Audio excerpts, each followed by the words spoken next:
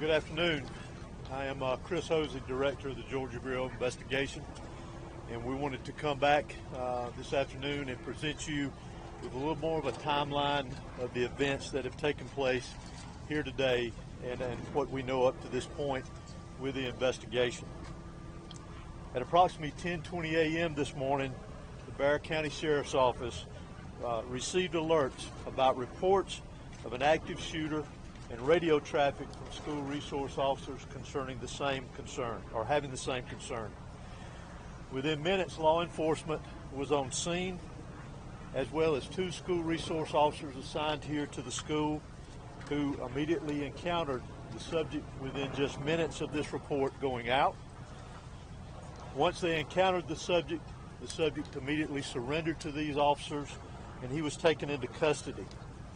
Additionally, what I want you to know as of now, there are 4 individuals who are deceased from this incident, 9 that have been taken to local hospitals with various injuries. Of those that are deceased, 2 are students and 2 are teachers here at the school. The priority right now for us within this investigation is to gather all the facts, to make sure that we're accurate with it, because this is a murder investigation. As the sheriff mentioned earlier this morning, the shooter is in custody. His name is Colt, that's C-O-L-T, Gray. He is a 14-year-old student here at the school, G-R-A-Y.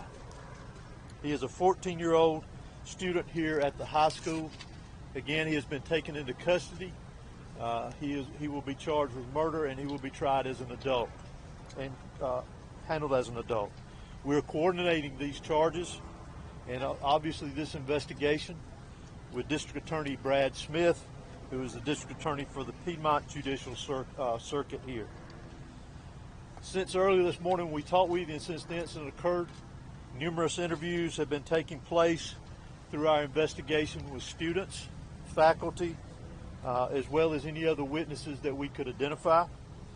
Law enforcement had a very, very swift response to this incident once the incident was determined that there was a concern here.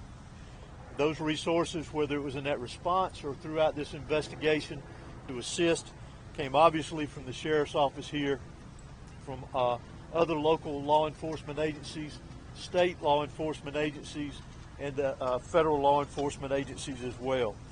To include, not to be left out, multiple EMS personnel, multiple fire personnel, and agencies. Those agencies responded here as well today, and I am extremely grateful, as I know the sheriff is, for that quick response and the partnerships of working here together with what all has gone on.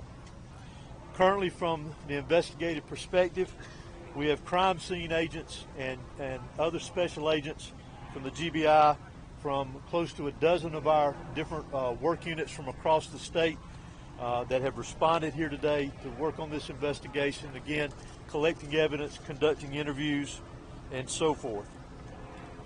I do want to pass this along, that if anyone has any information that wants to be passed on concerning this investigation, that they can do that anonymously at our tip line at 1-800-597-TIPS or 1-800-597-8477. They can also report this on by downloading the See Something, Send Something app. That can be done by Android or Apple phones, either one.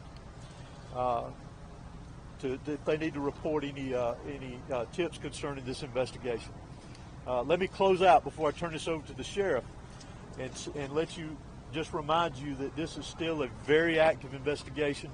There is still a lot that is very fluid. There's still a lot of interviews to be conducted that will continue on into the night, as well as crime scene work and collecting and gathering evidence. But what is more important for me to mention here to you is my heartfelt sympathy to the parents, the students that were here today. Regardless of where they were in the school, this has got a great impact on them as well as on this community. My thoughts and prayers, along with everybody standing behind me and every law enforcement agency in this state, and many I will tell you around this country, they are in our thoughts and prayers. and we will continue with that. We ask for your patience as we continue through this, and we'll continue to try to give you as many updates with information as we can to keep you informed. But thank you for being here. I'm now going to turn it over to Bexar County Sheriff Judge Smith. Thank you. HOSEY. Good afternoon. I'm Sheriff Judge Smith of the Bexar County Sheriff's Office. I never imagined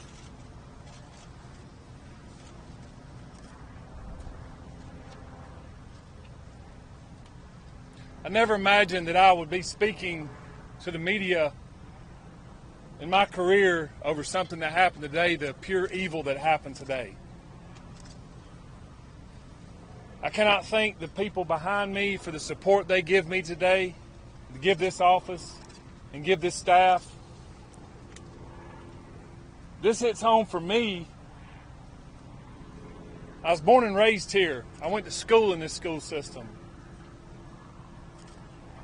My kids go to this school system. I'm proud of this school system. My heart hurts for these kids. My heart hurts for our community. But I want to make it very clear that hate will not prevail in this county. I want that to be very clear and known. Love will prevail over what happened today. I assure you of that. It is very early as to what happened.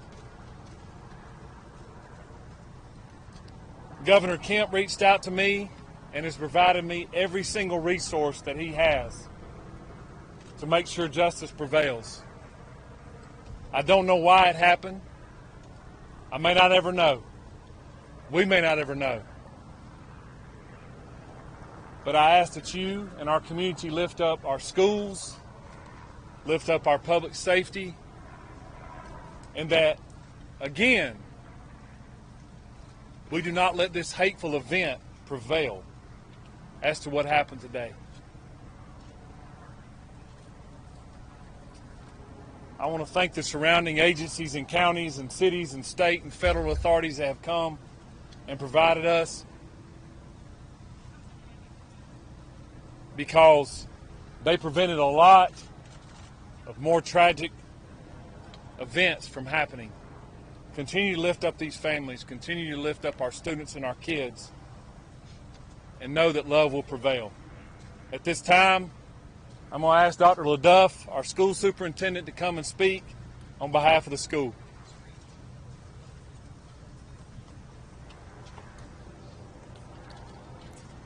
Good afternoon. I'm Dallas LaDuff. I'm the superintendent of the Bexar County School System. I want to thank the Bexar County Sheriff's Office and all of our law enforcement partners for their swift response today, along with that of our staff. I'd also like to thank our community for their response and patience as we work to reunify the students with their families here today and secure the rest of our school campuses. Our schools will be closed for the remainder of this week as we cooperate fully with law enforcement to get answers to the many questions that we all have about this incident here today. But as we are closed, our central offices will remain open, where we will have grief counseling available for our community every day this week and thereafter as we support each other through this terrible event. In closing, I just want to say to our community, as a school system, we are here for you, we support you, and we are ready to get you any support that you may need as we grieve through this together. Thank you. Sheriff, you're saying hate will not prevail in this community. Are you investigating this as some sort of hate crime? Well, shortly, if someone decides to take a firearm into a school where kids are given an education or entitled to an education and want to harm others, to me it's hateful. Sheriff, can you talk about the initial interaction between whoever was able to stop the shooter? Can you describe that to us? How did it go down? What exactly happened for us? Obviously, the shooter was armed, and our school resource officer engaged him.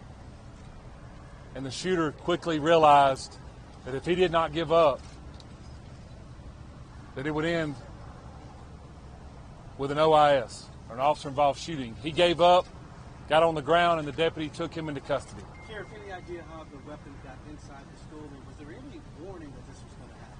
Not that I'm aware of. Again, very early, and we're still looking into that, whether or not, or how he obtained it and how he got it in the school. Have you ever talked at all with his parents or his family to learn more about what led up to these moments? We have.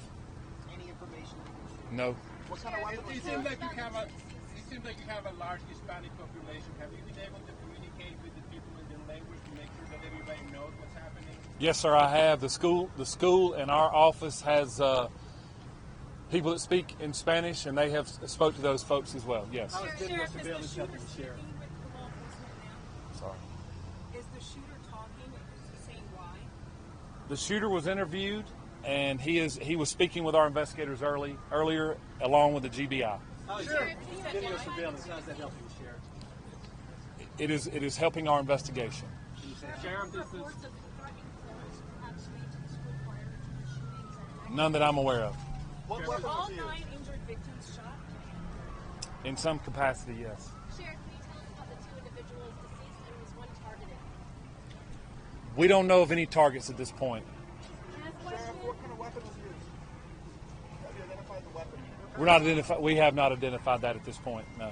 Sheriff, is there a connection? This is the last question I'm going to take. Sheriff, is there a connection between the shooter and the victims? None that I'm aware of. I know that you have a lot of questions about the student and that we mentioned that we identified earlier. Keep in mind that's part of our investigation, that we're looking into every aspect of that individual, his connection here at the school. Obviously, as I mentioned earlier, he was a student here. So as part of our investigation, we're looking into all aspects, current and prior, involving that individual. Can you tell us how many rounds were fired? Can you tell us how many rounds were fired? Do what? The shooter is a student, yes. When can we expect? We do not know how many rounds. Has that shooter had any past history with law enforcement? For now, this is the information that we have. It is an active investigation. I assure you, we do plan to come back out here in a couple of hours. Please make sure you're following the GBIX page. That's where we're going to be putting the updates. If there's anything that's new, we'll make sure that we share that information. It's still very early. Investigators have a lot of work to do. We appreciate your patience.